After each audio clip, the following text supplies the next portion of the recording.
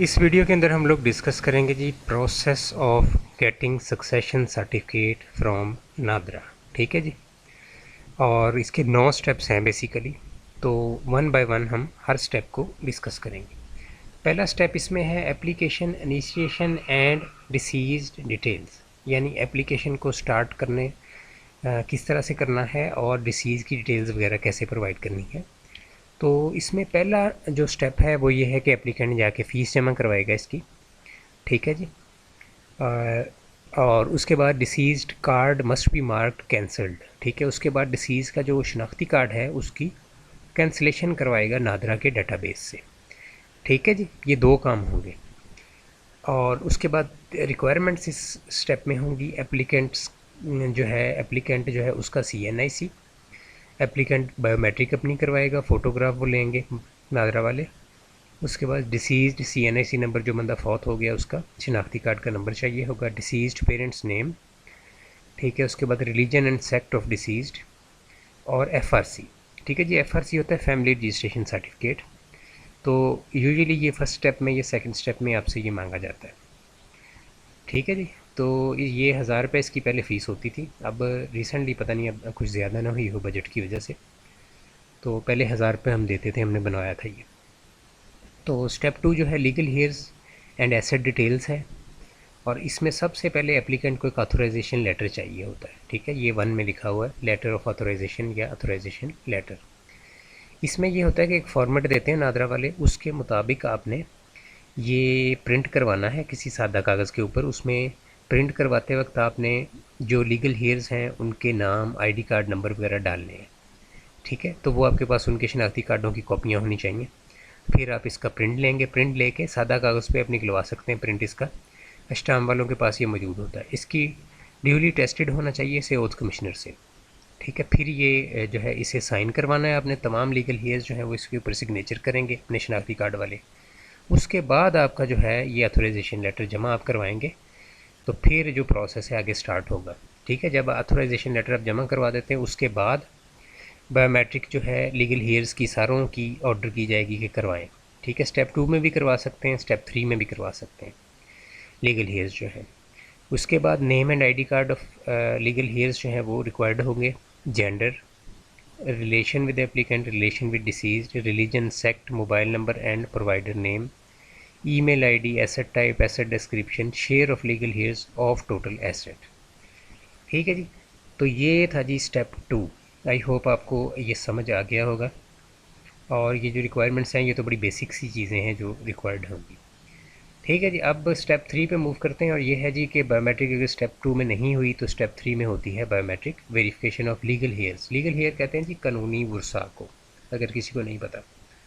तो इसमें ये नहीं है कि एक बंदा लाहौर में बैठा है तो आपका जो सक्सेशन का काम है वो आप फैसलाबाद से कर रहे हैं, तो लाहौर वाले को फैसलाबाद आने की ज़रूरत नहीं है। ठीक है, लीगल हेयर्स जो हैं उनके सिर्फ सिग्नेचर रिक्वायर्ड हैं, पिछला जो स्टेप था अथॉरिटी लेटर वाला उसके अंदर। ठीक है, उनके सिग्नेचर ओरिजिनल जो है वो रिक्वायर्ड है। अथॉरिटी लेटर उनको पोस्ट कर दें, उनसे सिग्नेचर करवा के वापस लेके फिर आप जमा करवाएं स्टेप 2 में। दोबारा वापस जा रहा हूँ मैं, ये स्टेप 2 था। तो इसमें ऊपर सबसे जो अथोराइजेशन लेटर था इसके अंदर लीगल हेयर्स के सिग्नेचर चाहिए होते हैं, तो वो मैं आपको उसकी बात कर रहा हूँ कि वो पोस्ट करके उनको तो उनसे सिग्नेचर ले लें। उसके बाद जब आपको मिल जाए तो आप उसको जिस सिटी में बैठे हैं वहीं से इनिशिएट कर दें। और अब आते हैं स्टेप 3 पे, बायोमेट्रिक वेरिफिकेशन। तो जो लीगल हेयर जिस सिटी में बैठा है वहीं से नादरा से जाके बायोमेट्रिक वेरिफिकेशन करवा लेगा। इसके लिए जब आप एप्लीकेशन स्टार्ट करेंगे आपको एप्लीकेशन ID दे देते हैं नादरा वाले, वो ID आप उनको बताएंगे और उस ID पे वो जाके वेरिफिकेशन करवाएगा। ठीक है जी, आप बताएंगे कि मैंने सक्सेशन सर्टिफिकेट के लिए अप्लाई किया और मुझे एक नादरा वालों ने ये ID दी है, उस ID के ऊपर ये जाके बायोमेट्रिक करवाएंगे, अदरवाइज़ बायोमेट्रिक वैसे नहीं हो जाएगी जाके। ठीक है जी। अच्छा जी, उसके बाद मूव करते हैं जी स्टेप 4 पे, और इसमें है जी डॉक्यूमेंट स्कैनिंग, एफिडेविट। ठीक है, और copy of ID document of legal hairs, movable asset detail from which certificate is applied for.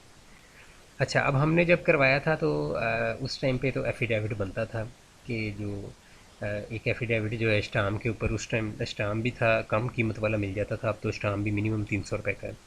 तो उस पर लीगल हेयर्स वगैरह की डिटेल और ये सारी चीज़ें, शनाख्ती कार्ड के नंबर, तो वो स्टाम्प पे करवाया था। अब ये जो स्टेप 4 में एफिडेविट यहाँ पे इन्होंने लिखा तो हुआ है डेफिनेटली, तो अभी भी अगर एप्लीकेबल है तो ये आपको बता देंगे नादरा वाले, जब आप प्रोसेस कर रहे होंगे कुछ रिक्वायरमेंट्स में तो लिखा हुआ है, वेबसाइट पे भी मौजूद है ये चीज़, ठीक है, कि एफिडेविट आपने बनवाना है। उसके बाद ये copy of ID document of legal heirs चाहिए, डेफिनेटली ये तो चाहिए होती है। मूवेबल एसेट डिटेल चाहिए, ठीक है, कि कौन कौन से एसेट हैं, कहाँ कहाँ पे हैं, ये आप नादरा वालों को बताएंगे, वो उसकी स्कैन कर लेंगे आपके डॉक्यूमेंट को, ठीक है जी। अच्छा जी, आगे मूव करते हैं।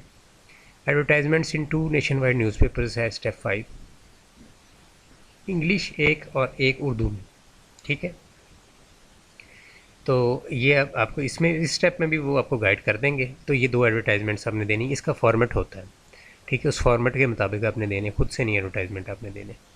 स्टेप 6 है जी ऑब्जेक्शन मीन्स के अगर कोई आपने लीगल हेयर वगैरह छुपाया है, ठीक है, या कोई थर्ड पार्टी है जो आके इंटरफेयर करती है आपके प्रोसेस के अंदर, तो उसको बोलते हैं ऑब्जेक्शन। तो अगर ऑब्जेक्शन होता है तो डिनाइल इशू कर दिया जाता है, ठीक है, डिक्लाइन सर्टिफिकेट जिसको बोलते हैं, ठीक है, डिक्लाइन सर्टिफिकेट उसको बोला जाता है। और फिर आपको जाना पड़ता है फैमिली कोर्ट के अंदर, ठीक है, या सिविल कोर्ट, फैमिली कोर्ट जिसको बोलते हैं। स्टेप 7 ये है कि अगर कोई ऑब्जेक्शन रेज नहीं होता 14 दिनों के बाद, यानी 14 दिनों के अंदर अंदर पब्लिकेशन ऑफ एडवर्टाइजमेंट के बाद, ठीक है, एडवर्टाइजमेंट जब न्यूज़पेपर्स में आएगा उसके 14 दिनों के अंदर अंदर अगर कोई ऑब्जेक्शन, मोस्टली ऑब्जेक्शन रेज नहीं होता, तो उस केस में केस अप्रूवल आपको मिल जाती है। उसके बाद आपका जो केस अप्रूवल होने के बाद आपको सिस्टम के अंदर डिलीवर्ड लिख दिया जाता है, आपका जो सक्सेशन है वहाँ पे। और स्टेप 9 के अंदर फिर आप जाके, तो जो एप्लीकेंट है वो जाके जाके अपना जो नादरा सक्सेशन सर्टिफिकेट है उसका प्रिंट हासिल कर सकता है नादरा के सक्सेशन फैसिलिटेशन यूनिट से, ठीक है जी। ये थे 9 स्टेप्स, ठीक है। आई होप ये मैंने काफ़ी क्लैरिटी के साथ इनको एक्सप्लेन कर दिया, क्योंकि मैंने 2 दफ़ा सक्सेशन बनाया है, बट एक दफ़ा हमने कोर्ट से बनवाया था 4 साल पहले, दूसरी दफ़ा जब हम गए तो हमने ये नादरा से डिक्लाइन लिया है क्योंकि बच्चा माइनर था। तो जब भी आपने सक्सेशन बनाना है उससे पहले ये आपको पता होना चाहिए कि किन कंडीशंस में आपको नादरा ने डिक्लाइन दे देना है। तो फिर 20,000 रुपये कभी ज़ाया ना करें आप, ठीक है, क्योंकि यूजुअली लोगों का 1 लाख रुपए तक 10,000 फ़ीस है, 1 लाख से ज़्यादा जो है 20,000 फ़ीस होती है। तो 20,000 रुपये आप ज़ाया ना करें, डिक्लाइन सर्टिफिकेट वैसे ही आप ले सकते हैं अगर आपका बच्चा माइनर है कोई बुरसा के अंदर, तो फिर सक्सेशन नहीं मिलता। उसके लिए आप मेरी दूसरी वीडियो जो है कि किन सूरतों में डिक्लाइन सर्टिफिकेट नादरा देता है, वो नादरा का ही बेसिकली लॉज हैं जो मैंने यहाँ पे डिस्कस किए हुए हैं। ये जो टेक्स्ट है सारी की सारी ये भी नादरा से ही ली गई है, ये मैंने खुद से मनगढ़ंत नहीं बनाई हुई, ठीक है। इसमें कोई चीज़ भी मेरी तरफ से नहीं है, ये सारी की सारी जो भी चीज़ें हैं ये सारी की सारी नादरा की तरफ से हैं। तो ये सारी इन्फॉर्मेशन आप वेबसाइट से देख सकते हैं, इधर उधर में पड़ी हुई है, ठीक है। ये यहाँ पे थोड़ी सी मैंने कंपाइल की है मुख्तलिफ़ जगहों से देख के, FAQs देख के, ठीक है। तो मैंने ये सारी इन्फॉर्मेशन आपको एक वीडियो में बता दी है। और दूसरा मेरा एक्सपोजर है कि मैंने 2 सक्सेशन चूँकि बनवाए हैं तो मुझे इन चीज़ों का पता है। और कोई आपका किसी किस्म का क्वेश्चन हो तो कमेंट कर सकते हैं, मैं 24 घंटे के अंदर यूजुअली रिप्लाई कर देता हूँ कमेंट का।